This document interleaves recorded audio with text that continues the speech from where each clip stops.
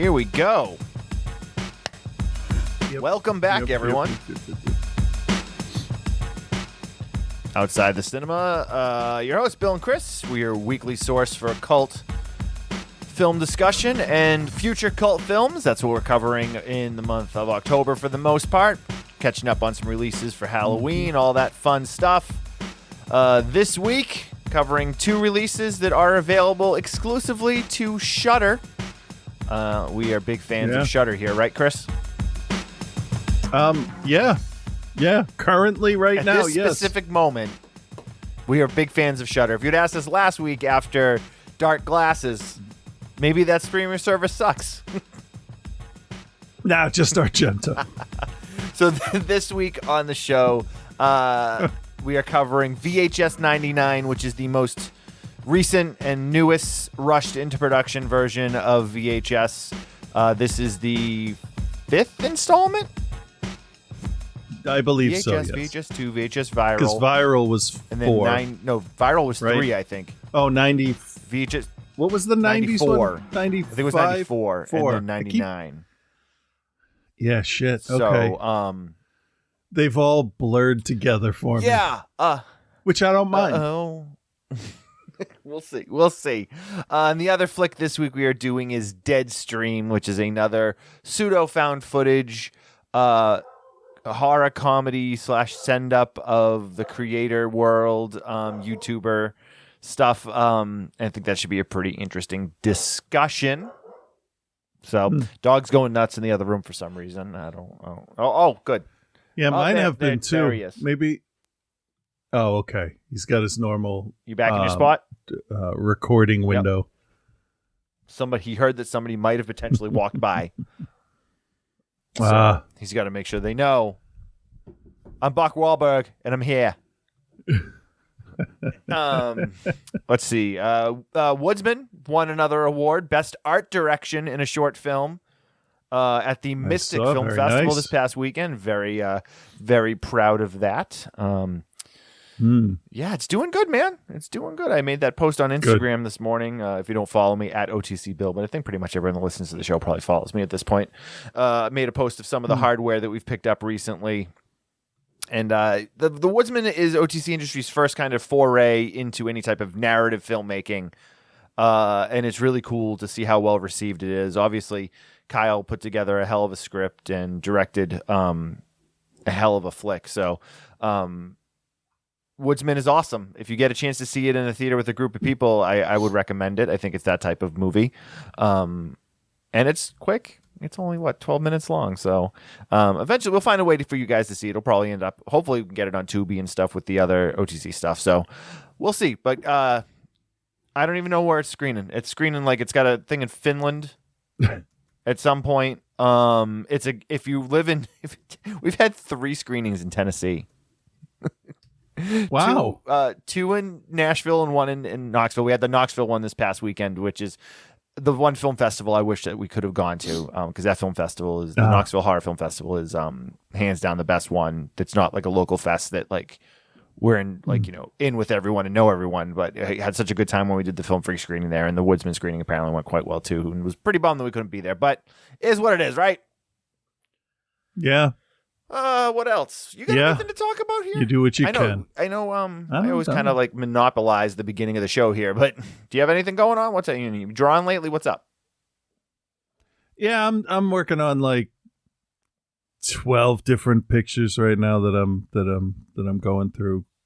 Just acclimating to the new job and the new sleep schedule is still a little difficult, but everything's going all right. So I'm focused on the That's job. good. That's good. Yeah. Patreon? But I still managed to have time to watch both of these movies more than once. Interesting. I watched each of them one time. So Patreon.com/outside the cinema. That's the place to go and support the show. The single best way to support independent podcasting. Did I say that wrong? Podcasting. Yes, the pond water is still. as we will find out. Weird that worked out that way. The single best way to support independent podcasters is to do things like Patreon. Sign up for Patreon. You can pay for the entire year's membership once. You can pay for half of it, whatever you want to do. If you pay for a year, you get a pretty nice discount. You get like a 15% discount on the fee. All our shows go up there early. Any bonus stuff we have goes there. You can directly talk with. Well, I would say us, me. Chris doesn't have the password for it. But you can talk with me there. If you have something you want to relay to Chris, I will gladly send it to him. But yeah, that's the single best way to support it, because 100% of the profits, there's no profits, let's put it that way. 100% of the money that comes from those donations to the show goes directly back into keeping the show alive. As we know, everything is very expensive right now. Internet is fucking ridiculous. Hosting fees are fucking ridiculous. Equipment fees are ridiculous. So we basically just keep that money in and keeps our monthly bills at bay. So none of this costs us anything out of the pocket. And we'd like to try to be able to keep it that way, to be able to provide the show to you guys without cost to us is the goal. And if we have a little left over to replace some equipment as it breaks, that also works too. So. Yep. Cool, guys. Patreon.com/outside the cinema. All right, let's get into this week. Can we start with Deadstream? Can we do that first? Yeah. All right, so Deadstream is a Shudder original. The Shudder original is a misnomer. It was made outside of Shudder. It wasn't made by Shudder, but it's exclusively available through Shudder.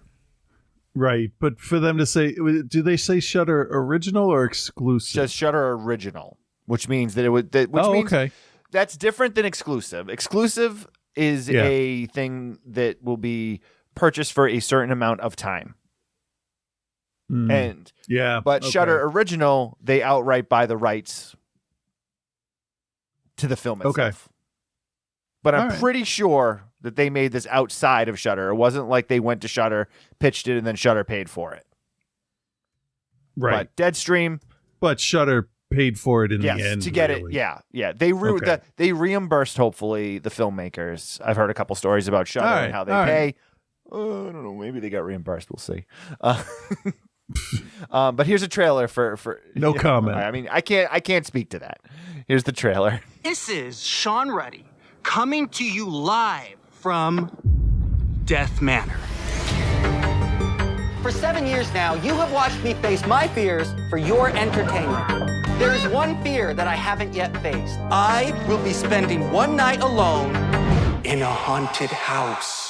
Don't forget to smash that like button, smash that subscribe button, and follow me on Livid. This is the most haunted house in the United States. Death Manor was built in 1880. Mildred lived here for 8 years in this house. She hung herself at the end of this hall. Tonight, we're going to be monitoring 3 rooms, all of which have actual documented paranormal activity. I hope you all appreciate the public service I'm doing by being here. Are you still with what's her name? No, shh, we're here. Oh, come on, that doesn't even look real. I'm not falling for this Photoshop hack job.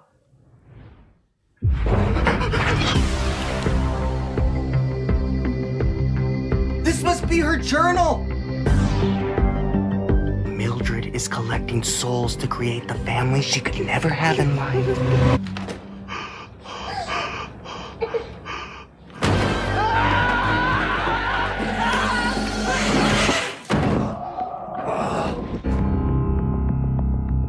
She sold her soul to the devil. I understand why you do what you do.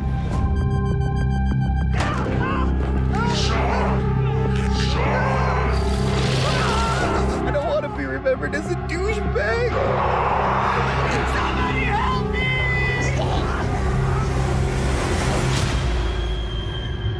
Sean, I want you to meet someone. All right, Deadstream 2022. Okay. Starring Joseph Winter, also directed by Joseph Winter and his wife, Her name is Vanessa Winter.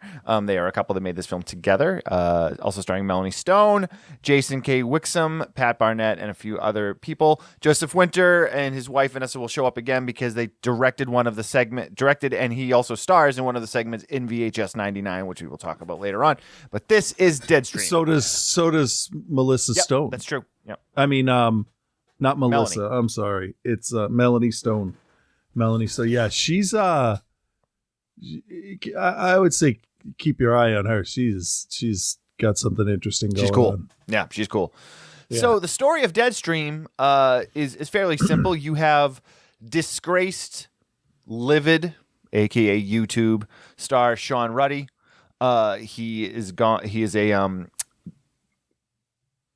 creator, content producer who does videos of basically him trying to conquer his fears, but he does it in a very salacious way in terms of at other people's expense. It's alluded to and then given later on in the film that he did something pretty nasty to a homeless guy and basically ended up having to pay a bunch of fines and got had a court case and all kinds of stuff. Talks about how he doesn't have Yeah, it plays a lot like fuck, never mind. Okay. I forgot. So basically he's financially ruined. He goes out to do an apology video and then he also is relaunching his brand. He is the classic disgraced YouTuber that, the fall from grace trying to, re-up his career. His career. Yeah, he comes off as somebody that's too old to be acting the way he is. Yeah. Basically like a screaming Agreed. child. And all his videos of him conquering his fears are these ridiculous stunts of him doing just ridiculous things. Dog sledding in his underwear. My favorite was the one named the Baby Moses Challenge, where they wrap him up in a blanket and put him in an inflatable raft and shove him down a river with a GoPro strapped to him. This film is also filmed entirely on GoPros, by the way. Just want to put that out there, too. Good for them. Hey, we made a joke last week, or not necessarily a joke, but we talked about how when we watched Dark Glasses, how you mix in your GoPro footage and expect no one to notice. You know how no one notices? Yeah. You just film your entire fucking movie on GoPros. It looked exactly how it should have. It absolutely did. It absolutely did. Now, this is a found footage flick in terms of everything is told from the first person. And one of the things that we always kind of break down when we talk about found footage or POV horror or cine verite or whatever you want to call it is if it follows its own rules. And you can attest to this, that this film goes above and fucking beyond to let you know, hey, we're going to make it look as best we can with doing all of these things, and we're going to create things basically just so you don't fucking bitch about it, right? Yeah. Yeah. Every fucking time he did something where he was like, I have my livid, which I imagine stands for live video. Yep. Right? It's That's essentially the supposed channel. to be Twitch. I think it's supposed to be like Twitch. Yeah. So he had a bracelet, and he says, when I flick my wrist, it switches between these two cameras. And I'm like, that's it. One fucking sentence. Like I've said my entire goddamn life on this show. One fucking sentence takes care of it. And they knew this. They knew this for this. He's like, oh, I got to put eyes out here. And we're going to put this up here. And it's just, and then music starts playing. And he's like, I made my own mix. And he holds up a tiny tape player. And I'm like, yeah, all right. Any music that's in this now is covered. And they go above and beyond. These to show guys them, turning on the tape player and so that it just doesn't come up out of nowhere. They were he flips the tape over at one point. They were brilliant with the way that they did this. I felt like sat down and watched every found footage horror movie that they could find and made notes for things that didn't work and then came up with something ridiculous to explain why it works in their movie. Yeah, I think there are a lot of hidden things, hidden connections, references, and meta references in this that just blow right by. Yeah. For instance, This guy's name is Sean, and I know this is going to be a stretch to start off, but what's one of your favorite more modern found footage movies? I'll tell you, it's Grave Encounters. I was gonna say House, but that's fine. That's fair. Lance Preston's real name is Sean. Okay. So I don't know if that's a thing or not, but there are so many more things. Also, every snotty fucking YouTube Twitch star's name is Sean, so. That is true. But there are so many references and homages to other horror movies in this. There's an entire 10-minute segment of this that reminds me of the one of the first interactions you have in Resident Evil 7. It looks almost exactly the same. Yeah. Like they did a fantastic job emulating that. And there's this thing must have been mapped out to within an inch of its life because there are no Chekhov's guns that are left untouched in this. Anything he points out is like, ew, I don't want to have anything to do with that. He will. He will. And it was built really well. And the look of it is so dead on. We had mentioned they used the GoPros, and one of the things that I saw in a few reviews, it wasn't necessarily a complaint, but they were like, this isn't really like a shaky cam footage thing, so that doesn't really track with found footage films. And then I was just like, well, have you ever used a GoPro? GoPros, like, the stabilization on a GoPro is fucking ridiculous. It's made to be an action camera. It's made to be worn while you're snowboarding down the side of a mountain or surfing. Not to mention all the programs you can use to stabilize it afterwards. I mean, if you're going to present this to people, you're going to give them the best thing to look at. The new GoPro has a horizon lock on it that you can go 360 degrees, like turn it, and it locks the horizon. It's ridiculous. The GoPro 11 that just came out it's insane. I just wish the sensor was bigger in them. That's their downfall, is that they fall apart in low light, which is why they had so much extra lighting in this. But in terms of stabilization, they're unbelievable. They're unreal. Huh. All right, so Sean is now making his comeback. He's decided he's going to conquer his fear of ghosts. And he's going out to what's known in the area for them as Dead Manor. There's been a number of ghost sightings, a number of murders in the house, a number of urban legend upon urban legend. Ghost sightings going back, starting from the 50s or ending in the 50s when the house was abandoned, going back to early 1800s? Something like that, yeah. Yeah. They build a history. They definitely build a history. And the house that they actually used was supposedly actually really haunted. The location that they used, it was actually a place that was considered to be, a haunted house, which was pretty interesting. Because I mean, you definitely know that they're filming in a house and none of it's a set, right? So that was nice. And it doesn't look like it was built, like you know what I mean? Like it looked like it was all there already. So. I mean, with the dust alone flying through the air in some of the early shots, those were orbs. You can those tell. Are spectral orbs. Sure, Ray. Okay. What's up, guys? Sack Baggins here. Oh, I'd rather you were Ray Stantz. Oh man. So he breaks his way into the house. He's setting up. He puts some cameras outside. He's got a whole bunch of GoPros. He's got the streaming software. He's got the iPad, so like you see the camera looking at the iPad. He's adding the cameras. Yep. He's got everything. He shows how he switches the views on the pad. He's got like we know everything he can do. He's got preloaded media to play loaded in. Oh, fucking brilliant. Hey, how do we work in a flashback? Oh, I'll just play a video while I set up a camera. Yeah. Fucking brilliant. Really brilliant. The only thing that I couldn't really buy into was that how he was able to do all of this while he was on the move. Being a guy. Being a guy that sits here and like sets up multiple camera angles when we do like the music shows, I have a hard enough time keeping up with it as it is. I couldn't do it the way that he did it, where you were like switching back and forth, and which is, I guess, where the bracelet flick comes in a little bit better, because he's doing it like he doesn't have to actually think about it. Right. Yeah. The most difficult thing for me to believe in this whole movie is so stupid. Okay.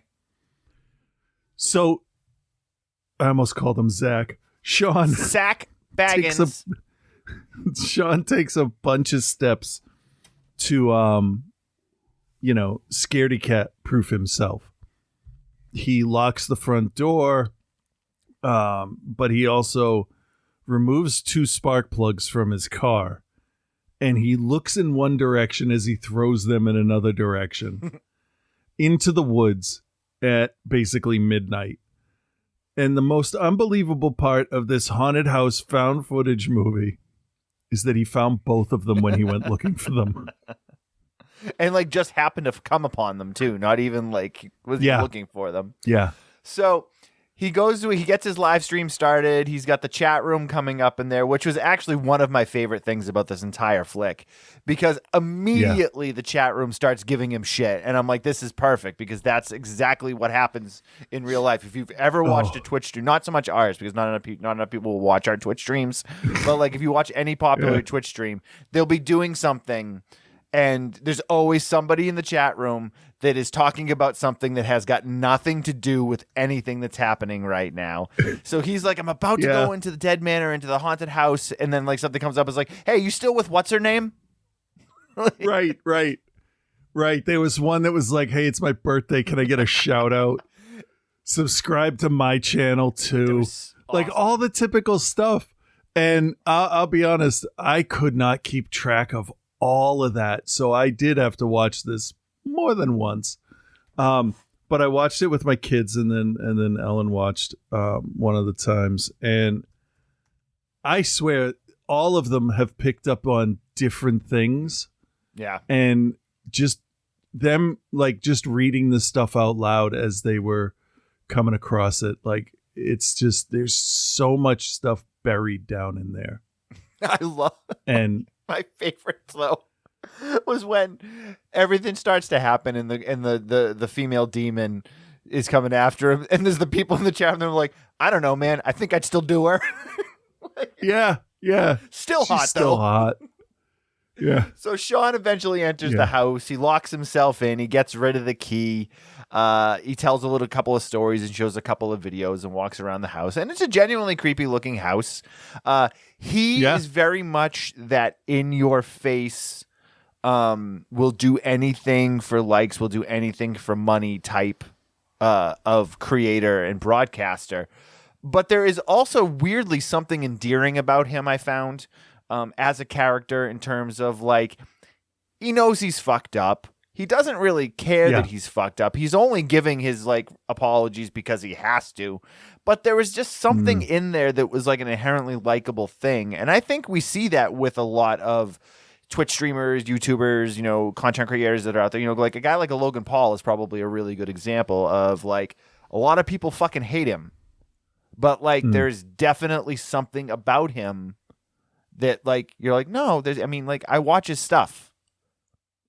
Yeah. So he's this guy, and you had said this when we were texting back and forth midweek, that these guys have got that content creator space, like they know exactly how to attack it, right? Oh yeah. And it's a good idea to bring us into his world after his huge fuck up, because then you get a different angle on somebody instead of like at the top of their game. You're getting somebody that is desperately trying to claw themselves back into relevance by doing this incredibly stupid thing, because in this world the supernatural is real. Right. So I'm a firm believer that the redemption story is always more interesting than the downfall story.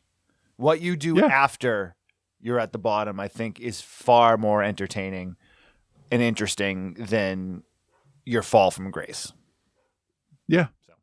So, Yeah. So without going into too many specifics, I'm sure we'll bring up some specific stuff when we kind of talk about the things that we like. But he sets himself up in the house. He sets up there's one particular room that for whatever reason he says he feels safe in because he couldn't find anything reported in. He sets that up as his home base. He sets up some lighting. He sets up some extra cameras. He puts cameras in all the different rooms. Tells the stories about each room, and then we get our first kind of real scare where everyone is like, "Hey, dude, there's an apparition outside of the room you're in." That part's in the trailer. If you watch the trailer, you should check it out. And then there's people like, "Oh, check it out." And then there's other people like, "Get the fuck out of there right now!" And he's like, "Whatever." So people send him screenshots, and he's like, "I don't believe you." He's like, "This is a hack Photoshop job." He's like, "Look, I'll go to the stream right now." And he goes to the stream, and there's the fucking apparition in the hallway, and he freaks That was the great. fuck out. That was great. Instant confirmation. Yeah. And it was just like, he doesn't need anybody there with him. He's got his hotspot set up through his phone or whatever, and so he's connected the whole time. He is actually connected, which is interesting. Yep. But it's there is a sincerity about the actor that really, you want to hate him, like you said at first, because of his demeanor is just super freakishly loud screams in your face and like over the top. But then he hits you with these genuine moments of comedy that are just like, oh, this guy, this script is way better written than I thought, because he does the whole thing about swearing, and he says, okay, I don't want to get demonetized, so maybe, and he's just talking to the internet. He's not talking to anybody. Nobody's paying attention to him right now. And he's like, we should start a 3-strike program, starting with the next one. But then later he says shit, and you hear him go strike under his breath, and he does that twice, and it's his comebacks are like when oh, hey, did they call you Crater Face back in school? And I'm not going to give away his answer to that, but that's some Zach Galifianakis shit right there. I loved it. His delivery was perfect. Once I heard him respond to them making fun of his face, I'm like, all right, I get this. This is a Ruby Rod situation for me. Yeah, it was great. Hated Ruby Rod in The Fifth Element, but every time I watch that movie, I get it more and more. And then it's funny. So he sees the apparition in the hallway, and he goes out to invest. He's like, fuck that, I'm out of here. And they're like, no, you told the sponsors that if you bailed out, you wouldn't. Right. And then he's like, I did tell the sponsors that, didn't I? And that's a great way to stay filming. You'll lose your sponsors. Because he says at the beginning that he made a deal with his sponsors that if he bailed out, they wouldn't have to pay him. So they set that, and again, like we said earlier, they set that expectation at the top to give the reason as to why he didn't just bail immediately. And then by the time things get so bad that he really, it doesn't matter, you should get out of here, he's trapped and can't. So it works out great, but he goes out, and then we hear like footsteps or whatever, and then this girl Chrissy just appears out of nowhere, and she's like, "Oh my God, it's Sean! I'm such a big fan!" And he's like, "What? Where did you come from?" And she's like, "Oh, I hiked out here. I just wanted to meet you." And he's like, at first it scares the crap out of him, but then he's like, okay, yeah, obviously. And he's like, psycho, but cool. All right, thanks. And then, but he's just happy to have somebody else with him. But then, of course, just like the real world, the fucking first thing that comes out of the friggin' chat room is, "Whoa, Chrissy's hot, man. I'd do her." Yep. Oh, white males, you're so predictable. And white males and teenagers, let's be white fair. Male teenagers, let's just put it that way. Are you going to haze someone? Glad I'm not one of them anymore. Probably. Are you going to tape someone's butt cheeks together and say it's not gay? Probably. And then go on to coach a winning child's hockey team. I know, right? Are you all right. Welcome. You did your stint as a garbage man. Let's go. Welcome to New England. You can't trust anybody that's like in charge of anything. Priests, nope. Yeah, no. Coaches, nope. Cub Scout group leaders, nope. And I'm saying this. Gym teachers, nope. And I'm saying this as a baseball coach. So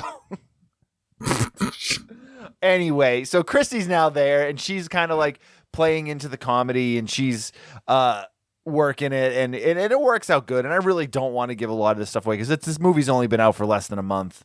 And it's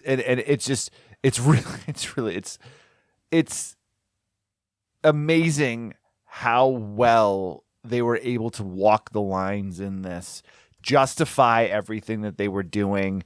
And then also, we haven't even mentioned the creature designs on the money that they made this movie with. And I don't know what its budget was, but I can't imagine it was that much. They made some really incredible makeup effects and some really incredible creature effects. Yeah, there were like 6 or 7 legitimate different designs. Yeah. I mean, there's a few things that look silly, different. But I think they're kind of meant to look silly.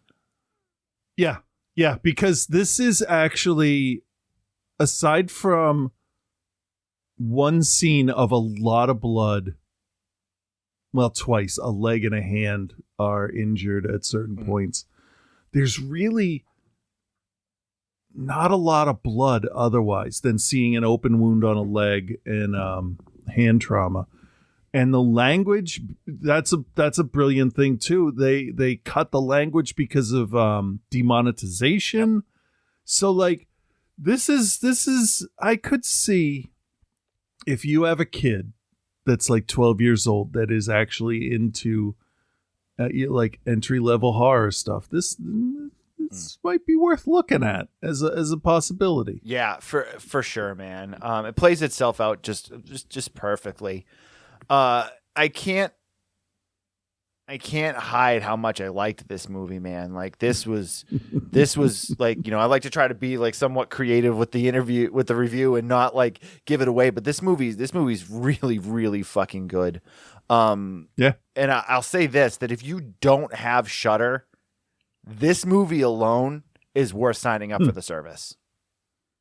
Yeah. This is the first time I would say that I've seen something that's a Shudder original / exclusive that is, you need to search it out and you need to sign up for Shudder to get it.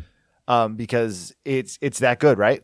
Maybe oh, absolutely. Yeah, I knew when you were like, I watched it once already and I'm gonna watch it again before we record. I was like, all right, Chris really fucking liked it. But yeah, man, this is this is real fucking good. Real fucking good. Yeah. Before we grade, is there any other particulars you want to make sure we point out with it?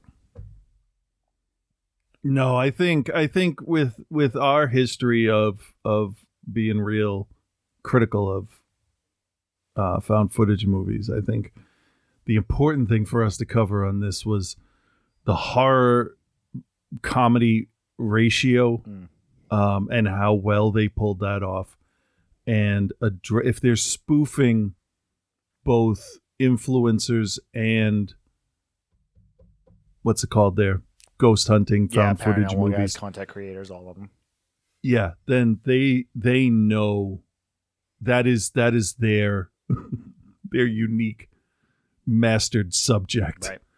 This is probably one of the best horror parodies I've seen in a long time. But you know what is like, I think it's crowning achievement that so many other films try to do, whether it's a horror comedy or, genre comedy, however you want to look at it.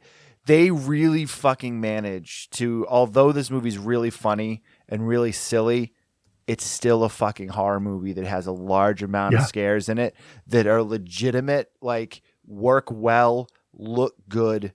And it doesn't like not only is it one of the best like comedies I've seen this year, it's one of, if not the best horror movie I've seen this year.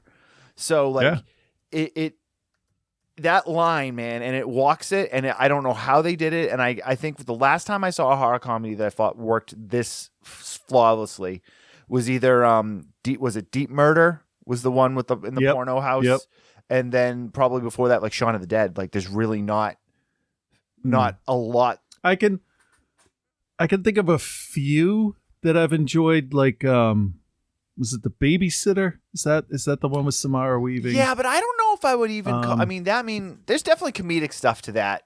Yeah, and it doesn't work as well as this. Definitely not. No, but that and Satanic Panic, I had fun watching. I enjoy knowing that it Satanic was Panic kind too, of but again, I think not even close to this. I really like Deep Murder. I think Deep Murder is one of the most underrated ones. The difference here is this is aiming to be a parody of these things, and the others were just comedies. Right. I was going to say murder comedies, but they're This comedy. What is it? Yeah. So like this is a spoof, and with a spoof you have to have comedy, but the comedy is really there for the viewers. Mm-hmm. That's who's experiencing the comedy part of it, because to Sean, it's not funny. He's cracking a joke here and there to ease the tension on himself, but you may get a chuckle out of a joke he makes, but it's the situations that then make it funny. Right. So all right, well, let's yeah. All right then, Chris, what is your grade, and do you recommend Deadstream? All right. So here's something I have never said on this show before, and I have never said this about a movie, I think, in my life, because it's so cliched and cheesy. But I am going to recommend this, and I'm going to dub this my first nomination for Instant Halloween Classic. This is required viewing once a year in October. I think it's a good start to your spooky season of watching. And I'm going to give this an A. Wow. Oh. They did the most they could with their budget, and it really shows that they know what they're doing. I was impressed as a viewer and as a critic. Boo. That sounds pretentious. It's not wrong, though.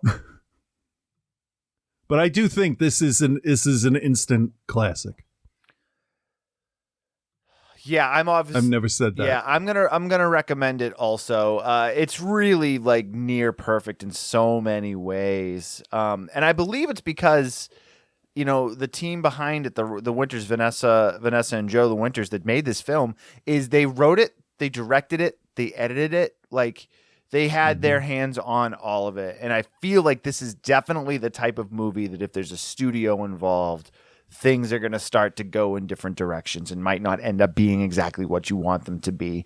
But it looks awesome. The fact, I'm not positive that it was actually shot on GoPros, but I can't imagine that it wasn't. If it gives you the impression that it was, then that's what they were going for. And it doesn't matter then, I guess, at that point. But I know, right? And all of the GoPros they use, they're all, I think, GoPro. Well, I think that's the GoPro 10. But he's got the black tape over the names on all of them because they didn't want it to be GoPro. Because you guys are successful. Oh, well, our camera name is there, so you got to pay us because the camera name is there, which is the biggest bunch of bullshit. Come on, get the fuck out of here. It's well written. It looks good for exactly what it's doing.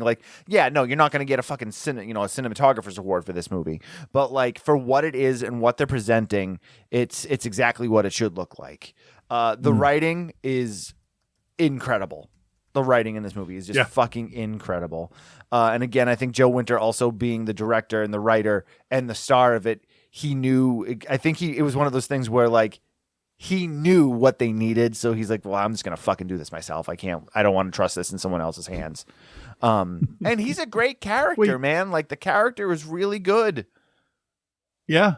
Did he direct it? I thought his wife directed it. They directed it together.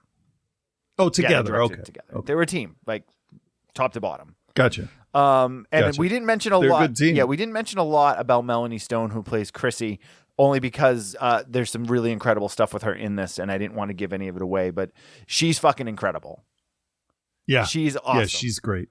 She is really, really good. Yeah. And I'm going to say, in terms of a grade, you know me, man. I'm notoriously tough on movies and on grades and even the stuff that I enjoy the most. But I think for the first time this year and the first time in a long time, I'm doling out a straight A. This movie is fucking really good. I will back you up 110% on this is a Halloween movie to watch every year. You don't necessarily, it's not Halloween themed, like it doesn't take place on Halloween or anything like that. But but he does have a jack-o'-lantern sweater on in the beginning. He does. But by proximity. Okay, sure, whatever. But I mean, yeah. So don't feel like you can only watch it during Halloween because there's certain movies that like you can't watch Trick or Treat like in December, like like it just doesn't work. I just watch that whenever I want. Yeah, but you're the weirdo. I know. Here's the interesting thing on a Twitter account. I forget whose it was that had to do with the movie. It said that the cameras are still active in Death House. That was it. It was just that, if I remember right. So I think they've seen the reception, and I hope we get some more. All right. I don't even care if it's this continuation or what. Just do some more. Yeah, I mean, I honestly think that this guy's gonna get, him and his wife are gonna get some more stuff because I haven't seen a bad review for this. Everything that I've heard about it is that it's everyone loves it. Yeah. So hopefully that will stick with it. And there are at least 2 direct scenes lifted out of Evil Dead, which don't feel like it, but completely are, but they fit both worlds, which is weird. But the homages they do really work. Yeah. Really work. Yeah, I saw a couple people explain this as VHS, not VHS, I'm sorry. Evil Dead meets Blair Witch. No? I don't know. You love Blair Witch. I do love Blair Witch. Yeah. Blair Witch, like, there was no reveal. That was all just tension and build up and then a scary part at the end. Yeah, this gives you everything. Yeah, this is one more where you like have to Grave imagine. Encounters versus, or Hell House with Evil Dead. Mix of the comedy, mix of the serious. Blair Witch, because it was out in the woods and there was no house. It's just, I understand what they're saying, but it's a tough one to nail down. And Blair Witch, I think, kind of stands on its own. That's fair. Speaking of standing on your own, as the 5th installment in a horror anthology series, can VHS 99 set itself apart from the others? Here's a trailer.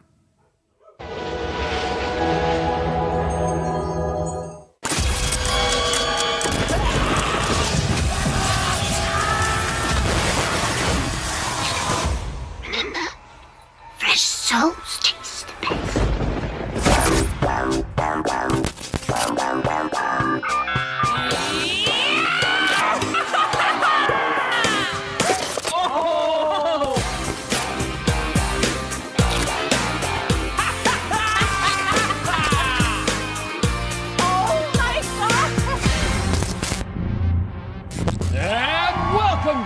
This is a very special episode. Spend the night in a coffin. Lily! Lily! The faster you breathe, the faster you use up your air, so you can't panic.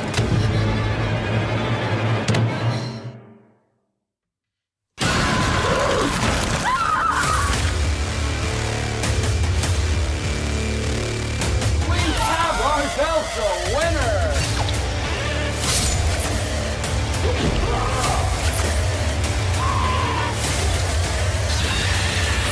Play or die! Play or die!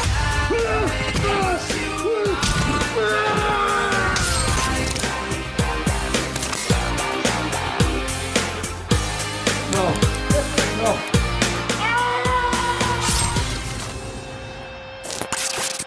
All right, was that like a bad Backstreet Boys cover band? Like that song? I don't know. Because it definitely didn't sound like the Backstreet Boys. No. It's definitely a song by them. Anyway, all right.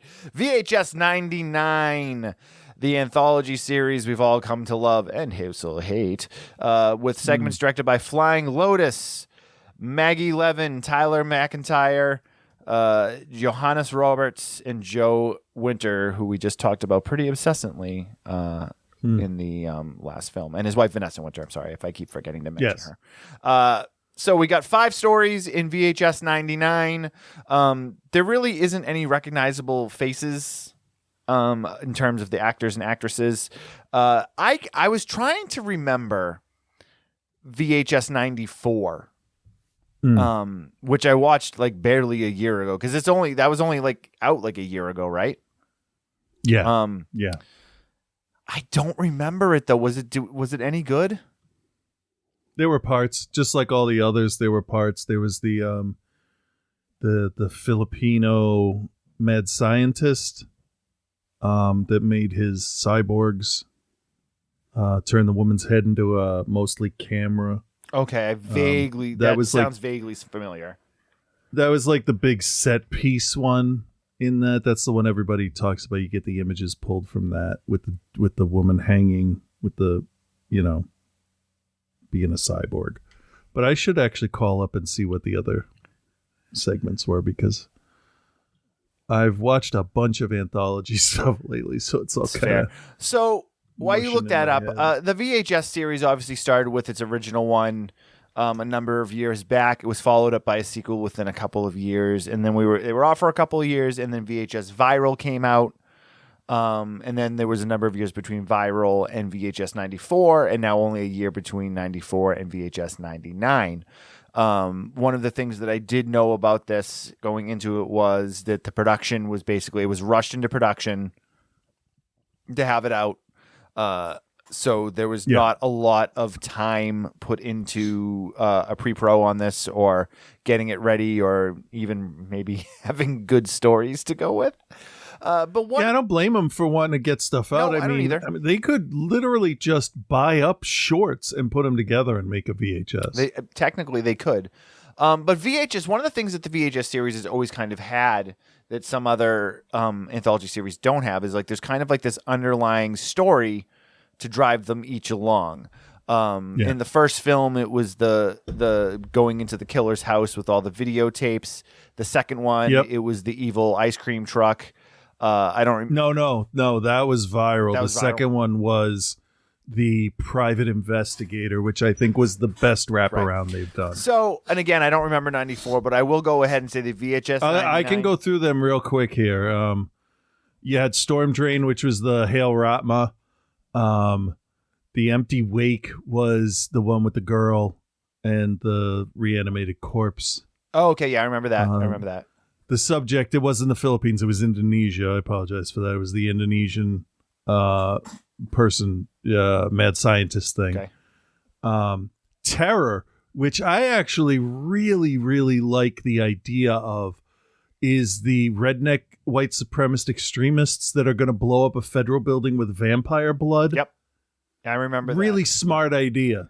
And the wraparound was called Holy Hell. Okay.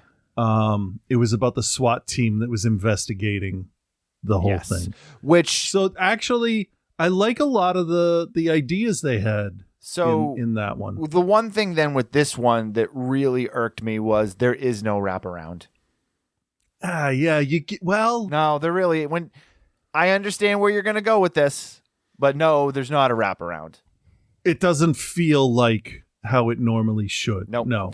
But it is connected, but not in the way all the others have. So there's no real underlying driving force story in this one. Right. Which really bugged me because I think that was my favorite part of the first. Even like I thought Viral, as bad as Viral was, because it really wasn't very good. The wraparound story of the ice cream truck, though, with the signal, like that, I thought was the most interesting part of the whole thing. That was a complete story, I thought. But this one just doesn't have that, and it doesn't. So they kind of built this universe because it was all somewhat intertwined before from film to film, and this one kind of just lives out there on its own. And there's this loose thing that I saw. Okay, go for it. No, go ahead. I was gonna say there's this loose kind of thing that's supposed to be like a New Year's fucking 99 into 2000 thing that they institute in some of the trailers. Like they played Auld Lang Syne in one of the trailers about it, and but they didn't bother to institute that into the framework of the film. No, it only matters in one of the shorts. Right. So, but we get okay. So I've just read that the toy soldier stuff that we get as the beginning of the movie and in between all of the things is actually gawkers, which is what happens with the woman across the street. The problem with that is it should have been the last short. Right. That was what I was going to say. If you brought that up, I was going to say, that's why I was like, no, but is it really? Yeah. Because they end that story before the final short. So there's no transitioning into other things. What was that terrible one that we watched with the cop in the house that just made all the bad decisions that just kept going back and watching the TV? At least that dude had like a TV and there was tapes and like VCRs and like at least there was something there to drive that along as to why we were seeing the things that we were seeing. In this one, it literally just transitions from story to story. Yeah, and I'm going to be honest. I really think Gawkers would have been the best one at the end because, first of all, if this was going to be the last VHS, there won't be. That would have bookended the series with Lilith and Gawkers really well. Yep. I did actually. But then we get another short after that, and I'm okay with that because it was fun. But yeah, there should have been, even if it was just, I finally got my brother's camera. Now I'm going to watch all these tapes I've been buying up at flea markets and shit.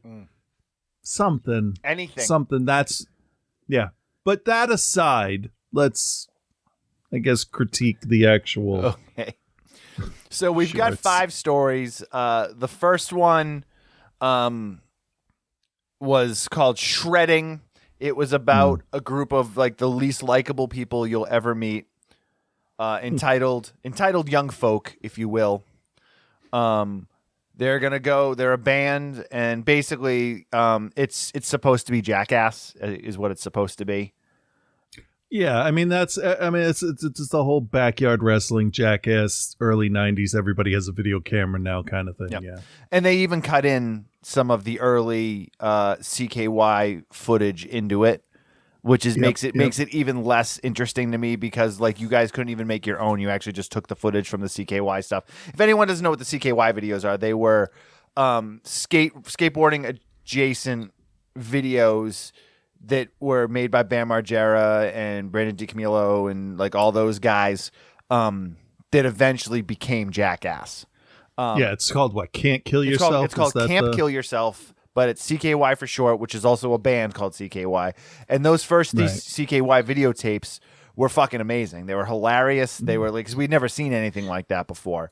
And then Johnny Knoxville, who worked over at Big Brother Skateboards, got involved, and that's how it ended up becoming Jackass. But they used some of the footage from those. So it was all through skateboarding. That's it was all skate. Yeah, all came from the skate world. Johnny Knoxville was never a skater, though. That's how he ended up being the guy that started doing the stunts. Oh, I like that idea. That's nice. I'd like to. Yeah. So if you ever the documentary about Jackass will be interesting. If you go and you can watch the CKY videos. Someone ripped them and put them on YouTube. They're fucking hilarious. Oh, they're hilarious. The skits in there are hilarious. To this day, I still quote stuff from those videos. To be fair, then, I mean, if they're putting clips of that into their video, then they're doing just whatever we would have done too. They're sampling, for video, right? Yeah, but I mean, it's not because this is all from the kid's point of view. So we got to go with this is just a bunch of dumb 16-year-olds. You can if you want. That's fine. You're not going to, but that's because I really, really fucking hated this first one. Okay. So they're a band of kids called Rack or fucking Rack. Sure. Rachel, Anchor, Chris, and Caleb. Rack. They're a really bad, terrible band. It's what, pop punk? Not even, man. Like they thought they were like the darkest. That was like I made a joke the other day. I said about there's that certain type of guy that's like 50-something years old that still drinks at the local bar or whatever, who's in a band, and when you ask him about his band, his response is, "Oh, it's the heaviest, sickest fucking shit you've ever heard." Oh, cool, man. Let me hear it. And then you listen to it, and it sounds like the Blue Oyster Cult. Like that's what this band was like. when people would ask me about that metal band I was in, oh, what's the music like? Oh, I'm going to die telling this joke. Oh, hey, what do you sound like? Oh, terrible. We're terrible. I used to be I mean, no qualms. What type of music We're you guys just play? bad. Oh, we're a hardcore band. Oh, like Disturbed? Yes, like Disturbed. Yeah, sure. So this band thought they were Marilyn Manson, but definitely sounded like Avril Lavigne. And looked like Avril Lavigne, too. Yeah. So they're With a group. John 5 in the band, too, because that Chris kid definitely was going for a John 5 look. So they're going to videotape themselves going into this underground art collective that there was a fire at that a band played at, and the band died in the fire. Yeah, Bitch Cat. Bitch Cat. Again, the most fucking You gotta say it like that. low-hanging fruit. And then they cut in the video of Bitch Cat's like EPK, electronic press kit. And they're the worst fucking. They're like if the dudes from CAC or whatever the name of their fucking band, Rack, if they're the worst people ever, Cat Bitch is not far behind. Like they're terrible too. I did like the look of the left-handed guitar player with the turquoise anime hair. That was pretty good, though. Okay, fine. The look of them were decent. And the look of them was legit, but like this was so like 1999 alternative, like radio ready type band that like they were going to be popular because they were hot chicks. Yeah. So, Kitty. So they go Kitty, and Kitty weren't even that attractive. That's the thing. Like, and they were Canadian. I didn't mind the music at the time. Yeah. Listen to it now. It does not hold up well. No, it doesn't. I have. Oh, I have. It does not. No, it does not hold up. So they go into this thing, and then they play this prank on Anchor, who's the drummer, and like, it's just so pedestrian and like paint by numbers, exactly what you would expect it to be. Yeah. They play, they get possessed, they get killed, game over. And then they're reassembled, and I figured what they're doing is they are now the opening act for them. I don't know. I just tried to add more to it so it was more fun. I mean, sure. It would have been nice to have seen the 4 Bitch Cat members as zombies, because the lighting is terrible. So, which could be hiding terrible makeup effects. Well, and that's the thing too when you film with the VHS aesthetic. I mean, everything looks like shit. VHS is not a forgiving format. Like it definitely has an aesthetic and a feel, but no matter what you do, everything is fucking dark. Everything looks like shit. Like there's nothing that looks good on VHS. Yeah. And I know the woman that directed this, Maggie Levin, she's worked on some stuff for Hulu. I think she did that My Valentine movie, which was part of that Hulu and Blumhouse Into the Dark series that they did. And she was like a second unit director on like The Black Phone and a couple other things. Okay. But so I mean, I know she's got some chops, but I know. I don't know her, but I know I've read her IMDb page before. Yeah. So I don't know what was going on with this. I thought it was lazy and boring. It was pretty straightforward. Yeah.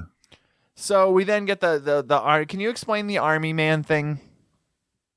Not really. Okay. I mean, it Pointless. seems like it's just a kid playing around, because in this segment, isn't it the dude's like looking through the binoculars and the paper turns into a pterodactyl behind him, and it's basically stop motion stuff. It's really just a lead up to that short. Yeah, which is the 4th short. So the second short we get is Suicide Bid, directed by Johannes Roberts, who was the director of Resident Evil Welcome to Raccoon City.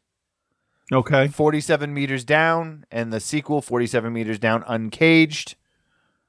Okay, so he can direct. He just, picks terrible scripts for Resident Evil. Yeah, I don't know. So Suicide Bid is a girl that is bidding to a sorority. You had already lost me at this point. I don't need to see another bad sorority story. And she basically is doing a video to tell the girls at the sorority that's the only sorority she wants to be in. And apparently this is called a suicide bid. You put all your eggs in one basket, withdraw your name from all the other sororities, and hope that that's the run sorority you get into. Because if you don't get into that one, then you're not one in at all. You're not in one at all. So her roommate or whatever shows up while she's doing the video, and she's like, "Oh, you're doing a suicide bid."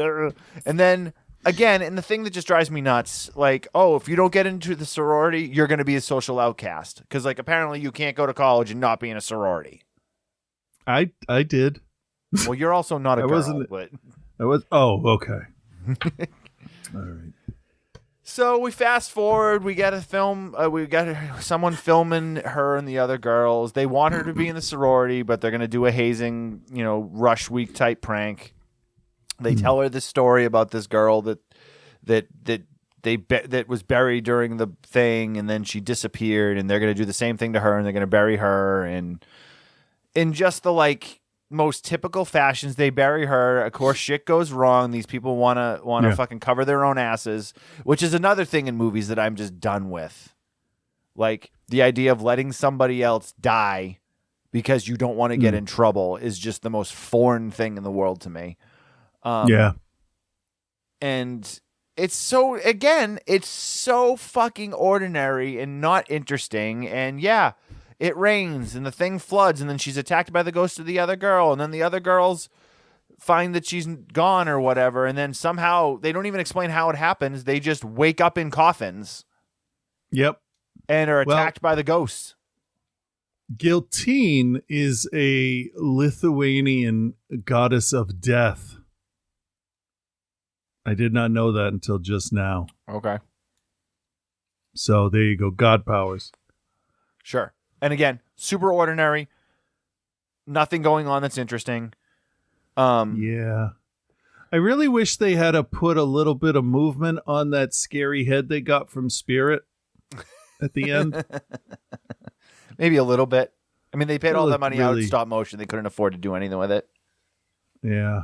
Yeah. So the next segment we get is Ozzy's Dungeon. No, Ozzy Osbourne does not show up. Which I think, why the fuck did you name it Ozzy's Dungeon? Well, why not? It's not. Ozzy doesn't have a copyright on that. No, he doesn't. But it's very much like you would think Ozzy Osbourne. Well, like 1999? Yeah. Ozzy's Dungeon. That's when the Osbournes were on TV. Like, they're tying this in somehow.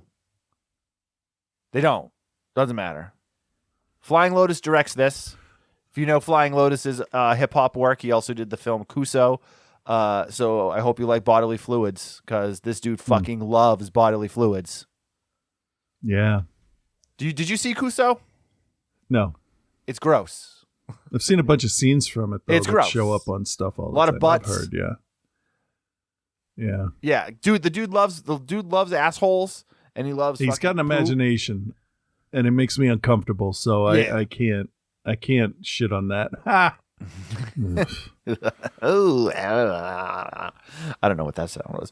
But yeah, he's also a hip hop artist. I actually like his music quite a bit. Ozzy's Dungeon is the story of a Double Dare style game show. Yep. Yeah, over the top host. The idea is that you go through this obstacle course. If you finish the obstacle course, you get to go to Ozzy's Dungeon and have whatever wish you have granted. Yeah, and you get glimpses earlier of stuff like this kid wished to be the most famous NBA player in the world. So it's like you get from the beginning that the wishes aren't limited. It's not like, can I meet John Cena? It's like, I want to be I want to be a Cenobite. You just create hell and let me do that. And yeah, that apparently would happen based on the kind of wishes that you hear people wishing for. Right.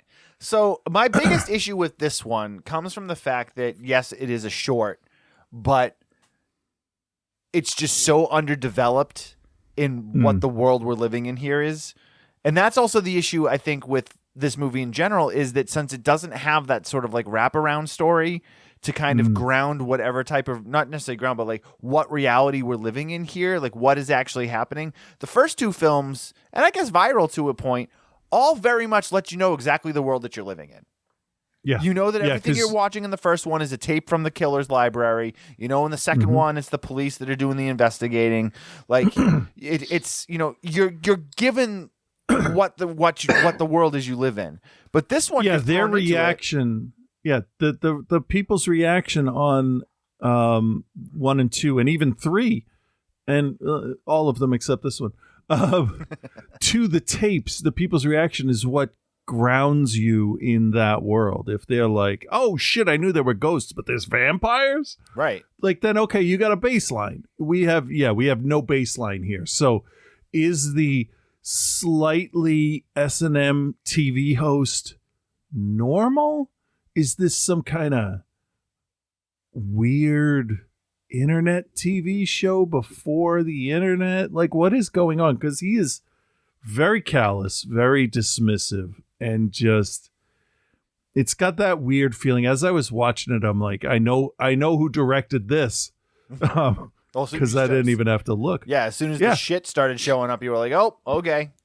Yeah, and then I'm like, okay, so I literally have no idea what is going to happen, and I just kind of sat back and took it in. Right. I wasn't going to try and figure anything out, and it literally goes in crazy directions. It does. I will give this one the most credit in terms of its creativity, because midway through we see something happen to one of the people playing the game, and we are introduced to her family that's in the crowd, and then the whole thing sort of switches gears, which again, if you're playing by the rules of the VHS world that you set up, it shouldn't do that. Like, you shouldn't be watching one thing and then all of a sudden it's something else. Right. Right. But again, so how is that even found footage at that point? That's then? The thing, is it's not. You're watching one thing and then they pull back from the TV and it was on the TV the whole time and they're filming something else. Again, was the whole rest of the thing filmed? It had to have been, right? It was. They had one of the family members, the brother, I think, was filming it with a camera. Okay. So, all right. Without giving it away, because it's probably got the most interesting story out of the bunch, but it's definitely the most ambitious. Well, no, not even. Lovecraftian type story. Of you don't know really what's going on underneath the surface. Right. I just don't understand why Flying Lotus has to be so gross with everything he does. Well, I mean, everybody's got their thing. Cronenberg's got messed up looking people and weird stuff, and Tim Burton's got swirls, and Glenn Danzig has special effects suits that are ripped in the crotch. You know, everybody's got their own thing. Everybody's got their own thing. So this one ends up playing out. And again, we won't give it away because it's actually pretty interesting in the way that it comes together. It's fine. So we then get the fourth one, which is actually the one that's related to what we think is the wraparound story that we've been getting, called The Gawkers, which is a group of friends that, again, think they're jackass or whatever. It's more interesting to think of the Family Guy episode where they do Jackass because it's way funnier. Get out of here, Lois. We're doing Jackass. They just push him off the roof. Oh, there's something wrong. His whole fucking spine is jacked up. Yeah. That's one of my favorite episodes. Shut up, Lois. We're doing Jackass. So these kids are, of course, like talking shit and just being annoying and like being fucking white teenagers, although there was one minority in this group, I think. So they're just being guilty annoying by teenagers. association. Yeah, and they're just being annoying teenage boys that only think with their crotch and like wouldn't even know what to do with it when they had the opportunity to. So it's 100% like suburban California teens on a break with nothing to do. Right. So no parents home, nothing. Yeah, so they videotape everything with the video camera that they got, and we learned that the video camera that was filming all the animated soldier sequences is the same camera. It's the little brother that was using it. Right. So they're just look like, trying to like, they're being annoying. They go up to these two girls at like the park or whatever and like try to play them, and they want they're gonna film up their skirts. Yeah, they got nothing to do with it. So they come home and they're looking at the new neighbor across the street, who's a hot blonde chick who's out washing her car every day and like doing things. And the delivery guy shows up and he's gonna try to hit on her. And then for whatever reason, the younger brother, they make it seem like the younger brother at first is like a little kid, but he's not. He's like 15 or 16 years old.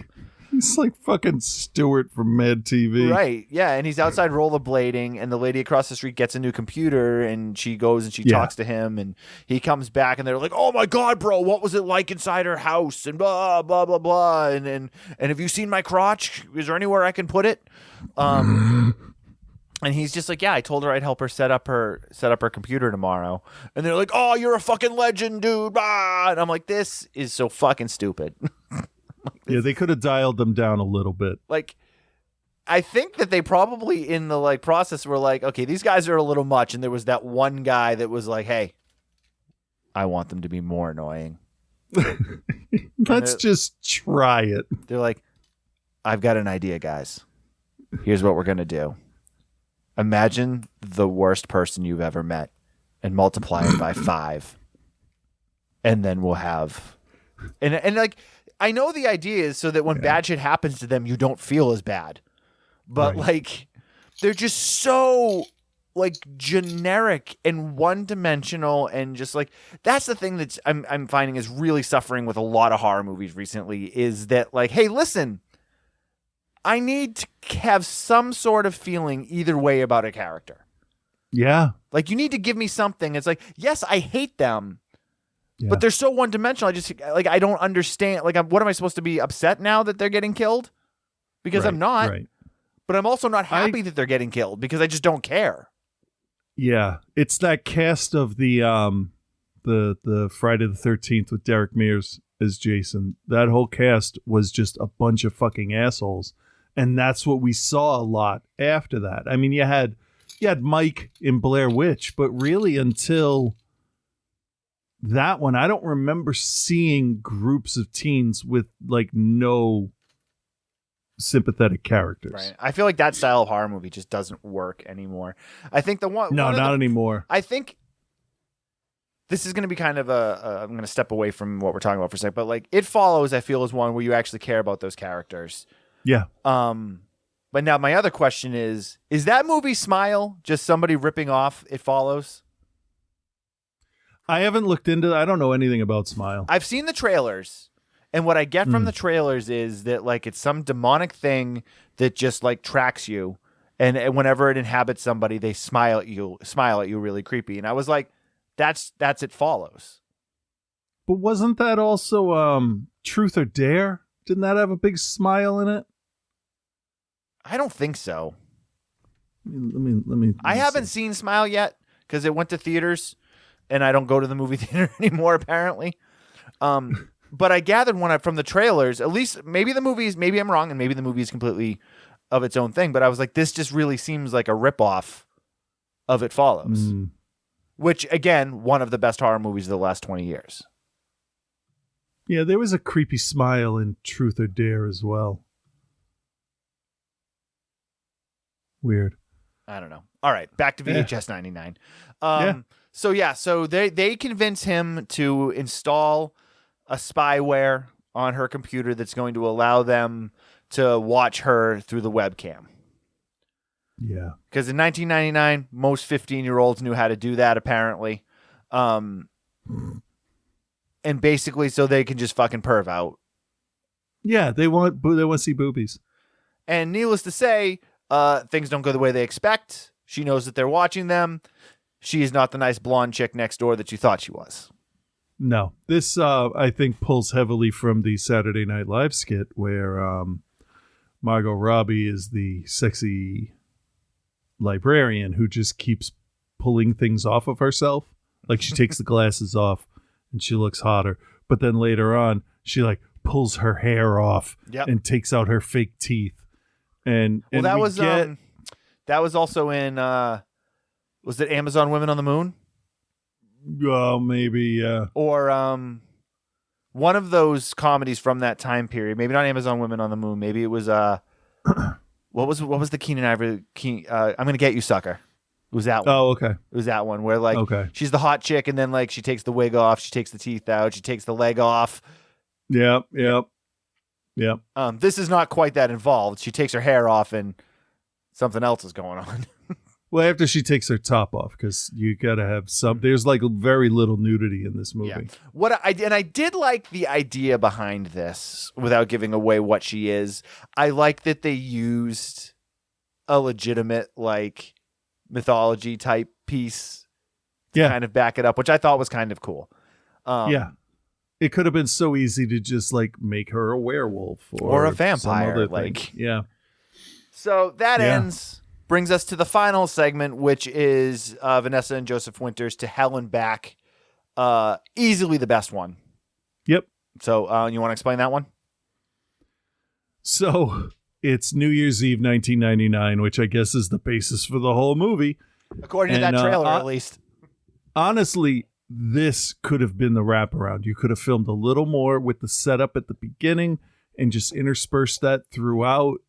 And then you could have ended with this. So videographers have been hired, Nate and Troy, and they are going to film this ritual that this coven is performing once a millennium to raise a demon called Ukaban, which is a strange name. So they're getting ready. Troy, you get 2, maybe 3 shots of his face, so you recognize him as Sean, but the voice gives it away. Yep. Like dead to rights. So as they're getting set up and the ritual's starting, Troy freaks out because he sees a face, and it's a lesser demon named Furcus, who's just he's just scampering around, being a little scamp. And they tell them to get rid of him. So they do the chant, and they send Furcus back to hell, but Nate and Troy go with them. And then we are in hell. And they are scared shitless. As well, they should be. The first thing they come across is, first of all, I got to find out where this was filmed, because it looks like natural occurring stuff. There's no way this could be a set. But the way the color has been pulled out, and you have the red lightning and stuff, it's interesting. It's an interesting vision of hell, where it's sparse, but you're always terrified someone's watching you. Yeah. So the first thing they see up on a mountaintop or a hilltop is this thing eating, and it's crouched down in typical like Renaissance demon paintings, and it stretches these tiny little wings, and you can see that it's got no skin and no butt crack, by the way. And that's very Glenn Danzig of you. The only reason I knew there was no butt crack is because there wasn't a giant rip in the guy's suit. Because you weren't sure if it was a Flying Lotus movie or not, so you needed to see if there was a butthole. Exactly. No butthole. Exactly. Flying Lotus had nothing to do with this. Right. So I was safe. Then they come across Mabel, who commands 30 Legion in hell, and she just wants her name written in the book that they're using to summon Ukaban. So she takes them to where Ukaban is, and they only have 8 minutes to do all this too, which is great for a short, because then you can do almost minute for minute. I didn't actually check to see if it actually was. Yeah, I'm pretty sure. Nice. Yeah, because they kept being like, we only have 60 seconds. Good. So yeah, I mean, then it's the climax of the short there. So a lot of it is just getting through hell, trying to overcome fears, trying to get an advantage, survival, basically short-term survival stuff to ensure that they are not stuck in hell. And then after all the credits, there is a little bit of audio that relates back to this short specifically. And I'm not going to give any of that away. So fast forward through the credits. Right. Yeah, this was good. This is the best one of the bunch, but it's still not great. Knowing what they were able to do with Deadstream, I felt like they probably just weren't given time to do this right. It was probably like you know what I think happened? I think Shudder bought Deadstream and was like, "Hey, we need another segment else? for VHS99. Here's $5,000. Give us what you can, but we need it by Friday. But it's Wednesday afternoon. Yeah, we need it by Friday." In September 21, Josh Goldblum stated the sequel, this one that we're talking about now, would only be possible if 94 proved successful with audiences soon after its release, broke viewership records, and then it rushed production for a sequel into production. So less than a year they had to make these, because then somebody had to put it all together, all of the individuals. I mean, it's in a studio system, so there's got to be a lot of hands on it. It's probably why we didn't get a serviceable wraparound story, because of the short time. Maybe.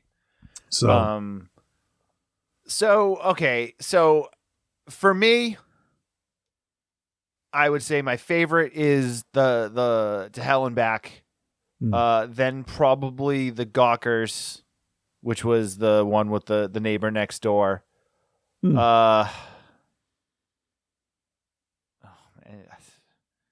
Maybe Ozzy's Dungeon, which I thought was pretty bad, and Suicide Bin and Shredding were both completely fucking like no redeeming. Like, I don't understand why they were included. They don't do anything even remotely interesting. What about you? As far as putting them in order, To Hell and Back is the most fun, because it's got that sense of urgency, like death looming, but a sense of humor on top of it too. Because, if you and I were stuck in hell, I'd be joking about shit so I don't pee myself. Right. I just liked how they were like fighting back and forth the whole time. Yeah. Do you really not like me? I know, that was so funny. Dude, you told my ex-girlfriend I pissed my pants. I like everything about Gawkers that isn't dispersed throughout the other parts of the movie. Okay. All right, I like the actual short. And then I'm gonna put Suicide Bid above Ozzy's Dungeon, and then Shredding for the last one, because I liked the main girl. I liked Lily, Alexa Ioannidis, I want to say. All right. I thought that she sold it. Be doing a Buried Alive movie is not easy. Nope. We've seen Ryan Reynolds and Bill Pullman and Uma Thurman. So she wasn't bad. Right. It was just the rest of it around it that didn't make it. Yeah. Great. But I believed that she was an innocent, God-fearing Christian college student, because that's what they allude to. Right. So my biggest issue with Suicide Bid, when you kind of lay it out like that, is that yes, all of those things could play in. I thought she did a decent job of it, but the issue is, again, develop your fucking character. Here's the thing. You didn't need to go into like a 30-minute backstory with this girl, but just a few lines of why getting in the sorority was so important to her, and why she would risk suicide bidding to be part of it, why she would go down and to be buried alive in a hole. Like, why was it so important? We don't get any of that. There was one part where I thought it portrayed her eagerness to be accepted by everyone. Right before they bury her and they're in the mausoleum, they all hold up their fingers and do that. They say soul sisters. And all of the ones in the sorority look bored saying that, but Lily is like bouncing up and down. Her eyes are wide. She's got this super excited, I'll do anything grin. And that she did a good job. The actors did fine. But it is a pedestrian story. And also, They dig the hole, and then it supposedly rains, and she drowns in there. And the hole is completely full of water all the way up to the corners, but yet everything else in the area is completely dry. So, whatever. All right.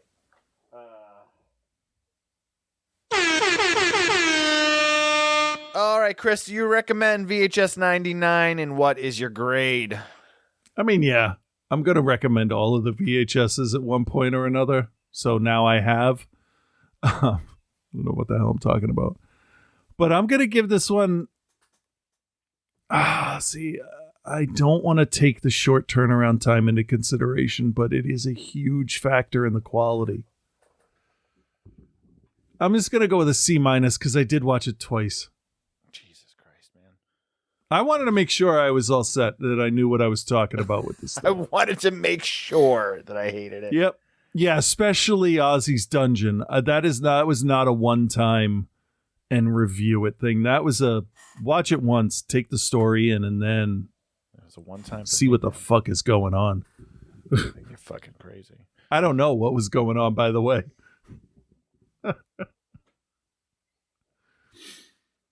Yeah. So what do you got? Well, you didn't grade it. Yeah, C-. Oh, did you say C-? I just didn't hear you. Yeah, that's fine. All right, fair. No, I'm not recommending it. No. I figured. No. It's bad. It's bad, and it's insulting to like horror fans because it's just so lazy in the storytelling, or the lack of storytelling. That's the biggest issue with this, is the lack of fucking storytelling. I have seen so many anthology movies, I've seen so many horror short films that I know that you can tell a complete fucking story in under 60 seconds if you want to, and nail everything you need to nail. So the fact that they couldn't fucking get any type of characterization on any characters in this film except for the couple at the end into Hell and Back it's just frustrating. It's just really frustrating because there's some good ideas. Yeah. Some good ideas, but they just don't work. And so now with the VHS series, I feel like at this point, it's like, first of all, you didn't need to do a second one that took place in the 90s. If you were going to do I could understand moving it through, pushing it through the decades. I don't think you needed to in the 90s because it was this in 94 were the same thing. The same aesthetic, the same look, the same feel. There wasn't like, there's definitely some, they're going for some nostalgia here, and there's a little bit of it with the fashions and stuff, but I would have much rather gotten like a VHS 88 or like a VHS 84. Well, apparently the next one is VHS 85. That's okay. I'm somewhat interested in that. I wouldn't mind. Because it's already in production and already done, right? They rushed it in production and it's already finished. I don't know if it's finished, but I would actually like to see them branch out and do like DVD-R. You know? From a DVD-R. Why not? Or reel to, or like VHS 16 millimeter or something. Yeah. Yeah, you could go back before VHS stuff. Yeah. Super 8. Make a better movie than that one. Yeah. Well, wouldn't be tough. As far as I can't recommend it. It just looks like shit, and I understand that that's part of the aesthetic to it. So I'm not going to really necessarily hold that against it. But it's just they're bad films. They're bad films. To Hell and Back is the only one that I thought was even remotely redeemable. And it's frustrating even knowing how good a filmmaker the Winters are, that they couldn't get more out of that. And I don't think. And maybe just because I love Deadstream so much, I'm going to be a little apologetic to them. But like, I don't feel like it was their fault. I felt like they were given 10 minutes to put something together or something. I don't know. Yeah, but I mean, as it stands, that short was entertaining. Right. So as far as a grade, this series is definitely law of diminishing returns. I don't like it was so much so that I don't even remember VHS 94 really. D-. Yeah, it's watch Creepshow again. I would like, when this series is done, I would like to make my own personal edit of my favorites, which you could probably do. Yeah, I think that would be interesting. Like, that's something I could see Shudder entering into with, you know how Netflix doing the interactive stuff. Yep. Like, just go through a checklist on a VHS page and select the shorts you want, and it'll play them in a random order for you. Yeah. That could be fun. That's a good idea. Do that, Shudder. Could be. All right. Yeah. Sam Zimmerman, you listening? All right, Joe, Child's Play 2. See what he thought. All right. Well, hello, Bill. Hello, Chris, and hello, OTC Nation. It's your boy Joe here, and Bill made me run that spot back because he made me basically watch the same movie again. He made me watch Child's Play 2. I don't know if they still do this, but do you remember back in the day when, like, radio stations and theaters would do advanced screenings of movies and give out free passes to them? Mm-hmm. It was like, hey, if you're the 17th caller to WFRT Classic Rock Radio, you could win 2 passes to see the new Chucky movie. Coming up, we got Bad Company on WFRT, The Fart. We'll cut to a few months into my 8th grade year, and one of my buddies got some free passes to see this movie, and we were super excited about it. Now, here's where a solid case of ADHD and a handful of concussions comes into play. I don't remember if we actually went to go see it. I can tell you that I did see this at some point because I directly remember, or I should say distinctly remember, the opening credit sequence. But I have no solid recollection on if we managed to, like arrange a ride, probably on a school night, to see this. That opening credit sequence, however, will probably be the best part of the film. The corporation who makes the good guy dolls is rebuilding Chucky from the burnt-up husk of the OG doll. I bet that smelled great for the technician who had to do that job. Like, hey Larry, I know you're sitting by the radio listening to WFRT trying to win tickets for you and your girl to see Bachman-Turner Overdrive, but we need you to take this blob of melted plastic and burnt-up fabric that probably had water doused on it at some point, and it's, been sitting in the corner for a while. Yeah, we need you to get up close and personal with this thing, and spare no detail, because we got to make a montage of this. Spoiler alert, if you've ever seen a doll being made, it is creepier than anything this movie is about to show me. Bringing you up to date on cinema's most annoying child, Andy is unfortunately still alive. I kid. But seriously, Captain Bullcut is more annoying than, like, if Gilbert Gottfried was trying to lull you to sleep by singing Cannibal Corpse lyrics at the top of his lungs. No Catherine Hicks milfing her way around the sequel, just Bullcut being fostered by character actors Garrett Graham and Jenny Agutter, while the good guy's corp has rebuilt Chucky, who immediately kills a tech and sets about going after Bullcut's soul. Again. Bullcut's new foster parents take him home to a house that, like almost every film ever, makes me think, what the fuck do these people do for a living? I know I harp on this constantly, but it's just, I notice it more and more. They're presumably in like the second ring of Chicago suburbs here, in what I'm guessing is probably like a 4-bed, 4-bath Tudor home that's probably 3,500 square feet. Like, Andy is apparently being fostered by either like a high-level GM executive or like a mafia kingpin. The best part is, while his new parents are maybe in their mid-40s, the inside of this house looks like it was decorated by someone's very Midwestern gam-gam in her late 70s. There's like tchotchkes everywhere.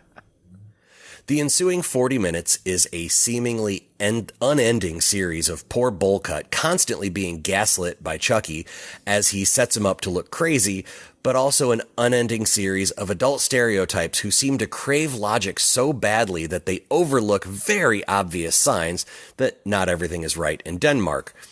Or whatever the phrase is. I'm not 100% confident in that one.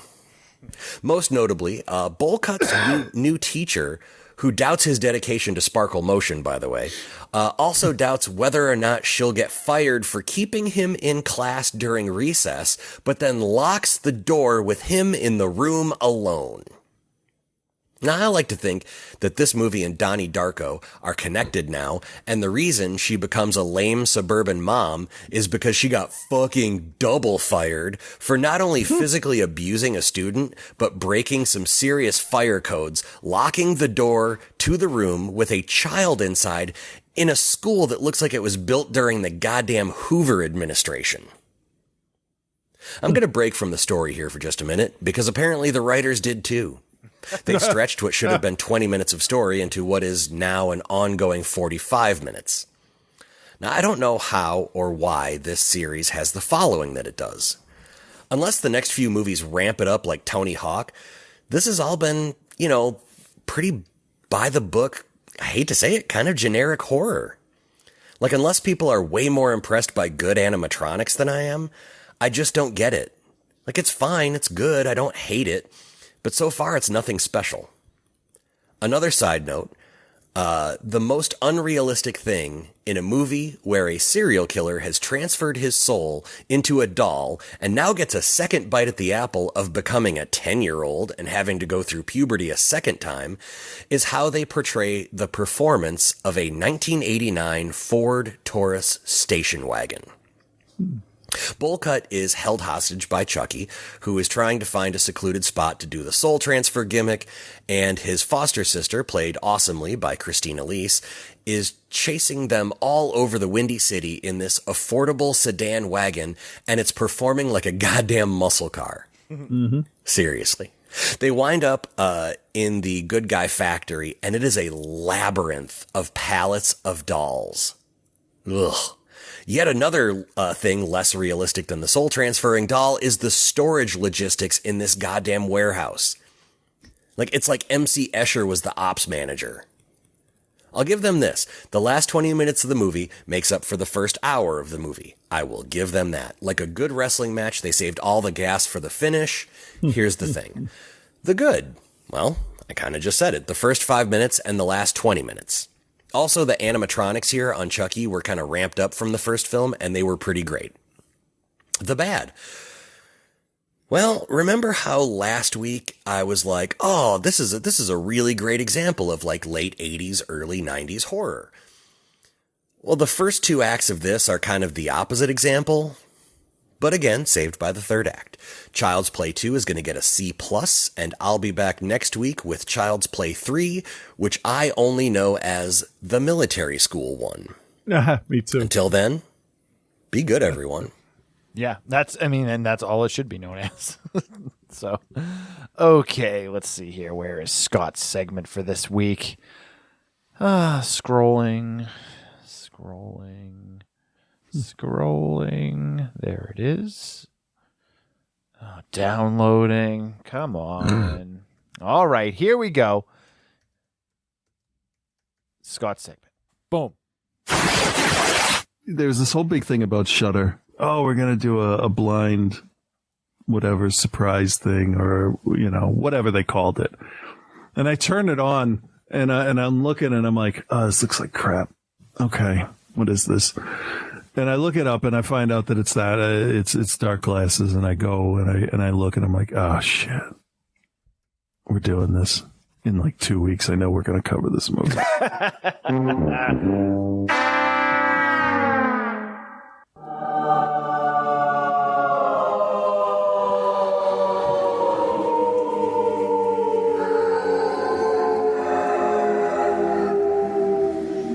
Holy shit with Reverend Scott.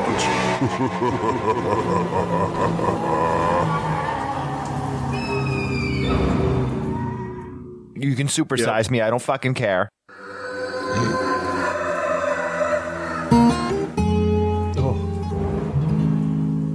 Hey there, Bill and Chris. This is Reverend Scott. Coming at you hot. And welcome to Holy Shit. You're doing this now? Why? Because the show is almost over. You want to hear my new segment first, right? No, that doesn't matter to me. Fair enough, but I'm still going to do it anyway. And when I say do it, I mean talk a bit about your reviews of Dark Glasses and Halloween Ends. But unlike you, I'm going to start with Dark Glasses. Bill, how about you tell us a little bit about it? Yes, fucking new Argento, bro. That doesn't really give me too much detail. Can you elaborate, Chris? Because the guy captures the dog and then apparently retrains it? Fuck you. The fuck are you talking about? That's not possible. If you think about it for more than like 2 seconds, that doesn't really make any sense at all. No. Well, whatever. I don't really care. I'm never going to watch this anyway. All I know is that Bill is an Argento apologist, and all he gave it was a C. So what fucking hope does it have for me? I guess I'll give it a C-, and I give your review a B. Which means that brings us to your boy Peacock's new joint, Halloween Ends. Let's hear a trailer. Probably start with Halloween Ends, right? Sure. All right, I do have a trailer here. I'm going to play it. Let's see what happens. Am I playing it? What is going on here? That was just straight up weird. Great job there. That's how real life works. So how about this time you allow me the pleasure of telling you a bit about the plot of this movie? I know what's going on. He's trying to kill her. She's trying to kill him. They live in Haddonfield. We're good. Well, there's a little bit more going on there. I mean, we have a whole new character named Corey, which, as we all know, in the third film of a trilogy, it's a great time to introduce new lead characters. Yeah. We also have a family from his past. Why are we... Here's the question. Here's the ultimate question. Why? Why are we focusing on this kid? This movie is about Laurie and Michael. Who the fuck are these people? Well, I'm a bit torn on this. On one hand, this is supposed to be the final movie of a trilogy and presumably the final Halloween for Jamie Lee Curtis. I mean, that's a big deal. So why the fuck bring in new characters and why introduce new concepts as well? I mean, can Michael see the evil in others or unlock the evil? Or is he transferring the evil? Is it all of his evil? Probably just part of his evil. What the fuck are you doing? And does killing heal him in some way? I mean, they kind of suggest that in a few scenes as well. And this is all thrown at an audience with no previous buildups in the other movies beyond what they do in the first hour of this movie. Yo, what the fuck are you doing? But on the other hand, Corey ties in with Allison really well. Gives her someone to relate to that's also an outcast in the town, someone to talk to about leaving the town or why they haven't left yet. Plus, it provides conflict with Laurie after establishing that things have been going pretty good lately, only for her to regret introducing Corey to Allison. And it brings Michael back into the fold as well. I mean, did you really want them to bring back another character like Tommy Doyle from the original film instead, like they did in the fucking horrible Halloween Kills? Trust me, had they done that, you would have been like, the fuck, dude? So at the end of the day, I'm fine with Corey's story in this, although I agree it was a bizarre decision. Lots of things in this were just plain odd. Laurie was like two different characters, sometimes meek and withdrawn, scared of everything, and then other times she goes full fucking Ripley mode, guns a-blazing, handing over knives for petty vandalism. Sometimes we go 45 plus minutes without any kills. Then we get like non-stop murdering for an hour. Which I found amazing. I just wish Michael would have been more front and center with Corey being involved in the background and not the other way around. But at least they got super gnarly at the end. Anger and violence.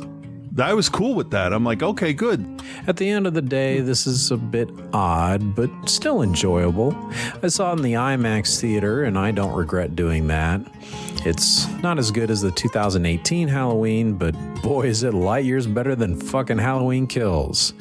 I'm a pretty big mark for Michael Myers, so I give Halloween Ends a B-, and I give your review a B. Okay, I think that's all I have to say. What'd you think about the segment this week? This is there's nothing I can get out of this, you know. Yeah, even that's how I felt about this, yeah. Okay, but you're glad you listened though, right? It's over. And none of it matters anymore. Right. Fine. Well, how about you just all tune in next week to Outside the Cinema when Chris forgets they're still recording and gives us a little behind the scenes look into his life. Now my work here is done. I'm gonna go home and play some Mario Brothers. Then I send Bill and Chris my latest dick pic. Not the worst thing I've ever seen. No, it's definitely not the worst thing you will have ever seen. At least that's better than when I drop trowel live in the studio. Because they don't want balls being the dominant odor in the room. Nobody wants to be around anybody that smells, let alone intimate with somebody that smells. Yeah. All that and so many more balls you don't want. Mayo, bro, mayo is coming in cold. But until then, peace and love, guys.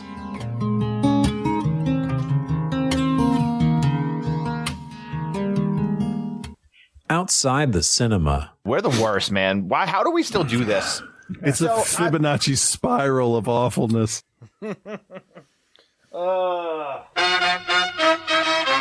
God we made it to the end of the show. Thank God. Next week we're doing the new Gaspar Noé flick, which is also available on Shudder. Oh, what is that one? I don't know. I added it to our shared note, and I forget what the other movie is, but I put it on there too. All right, let me see so people can watch ahead. And Lux Eternia, and then The Midnight Club on Netflix, which is the people that did Midnight Mass. Yeah. So. Okay, I like him. Flanagan, Mike Flanagan. Yeah, the Flanster. So that's the show for this week, guys. Head over to Facebook groups, talk anything there. OTC Bill and at Cthulhu at the Instagrams. Yep. That's it, dudes. Enjoy your week. We'll be back. Well, I guess we're recording on Halloween, aren't we? I guess. That's Monday. A Monday, right? Yeah, that's fine with me. All right, sounds good, guys. Everyone have a good week. Later. Yeah, bye.